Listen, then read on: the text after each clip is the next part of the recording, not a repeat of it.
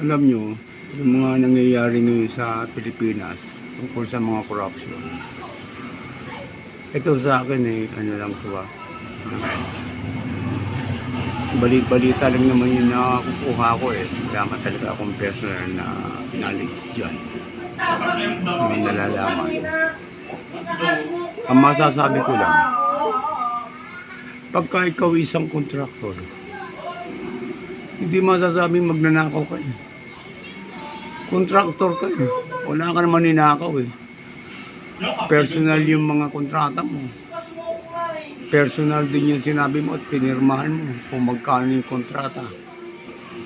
Ano ang ninakaw mo doon? Ang pagkakamali lang dyan ng mga kontraktor sa flood control, yung mga dinaya nila. Kahit sa bahay dadayain mo yung mga materyales, mali talaga. Yun ang mga pagnanakaw na mga simpleng ginagawa. Pangkaraniwan na lang din yun. Doon naman sa pagkakamali ng ibang kontraktor, nagpapairam sila ng mga lisensya nila doon sa mga taong wala namang kinalaman tungkol sa mga trabahong ganyan. Yun ang pagkakamali ng mga kontraktor. Siyempre, papangakuan sila. Hiramin namin yung lisensya mo. Babayaran ka lang, bigyan na lang namin. Pero nakakatakot doon, lisensya mo yung ginamit. Ang dadayain, bilyon-bilyon. Sabit ka talaga doon. Yun ang problema. Pero yung mga statement na binibitawan nila yung mga kontraktor pagka iniimbestiga, binabanggit nila yung mga taong may kinalaman o kasabwat yan sa mga aliwaswas na yan, sa mga magika na yan. Yun ang dapat na imbestigahan nyo, hindi yung ililis nyo. Iipitin nyo nang iipitin yung kontraktor. Yung kontraktor, ang kontrata lang naman yun. Sasabihin sa kanya, pag hindi ka nagbigay, hindi ko ito pipirmahan.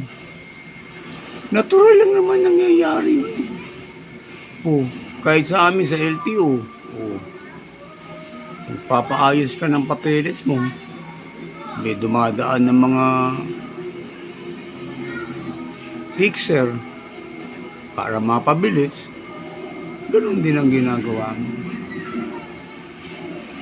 Kaya ilagay na lang natin sa tama ang lahat. Hindi natin dayain. Wala nang kampihan. Kung sino may kasalanan, yun dapat managot. Maliwanag na sinasabi ng mga kontraktor na ilang congressman ng mga kasabwat dyan, hindi nyo idinadamay. Yung sa Senado, yun ang iniipit nyo. At yung iba na wala namang kinalaman, pinipilit yung may kinalaman.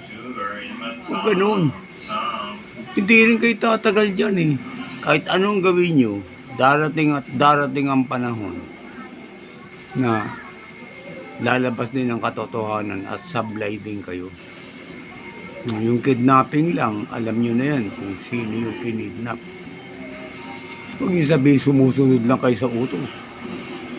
Sumunod ka sa utos, ibig sabihin tango ka o gag ka.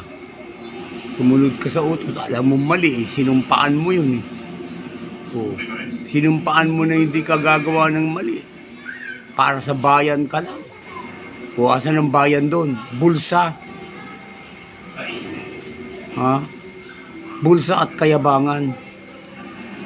Yan ang pananagutan nyo. Maraming problema talaga. Meron pa si Sergeant Gutesa, yung Marine. Diba? Nagsabi lang siya ng katotohanan. Wala siyang kinita.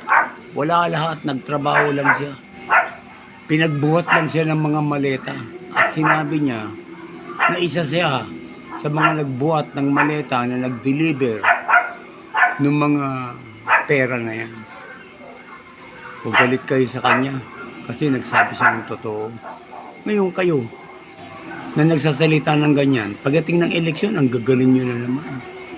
Sabihin nyo, nahuli nyo yung mga magnanakaw, nahuli nyo.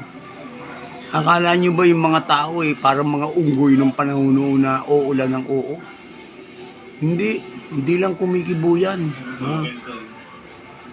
Pero mo lahat na nagsasalita ng totoo, lahat na nagbibigay ng statement, iniipit nyo, tinatakot nyo. Ano, nakakadikit ba kayo nahihiya? Kahit anong sabihin nyo, bayaran nyo yung mga media na ganito ang sasabihin nyo, ganito itatanong nyo. Hindi kayo pwede magpalusot. Wala kayong magagawa. Mali yan. Matatapos din yung panahon nyo. Pagdating ng panahon na yan, pananagutan nyo lahat ng mga nagawa nyo kasalanan. Pananagutan nyo. Salamat.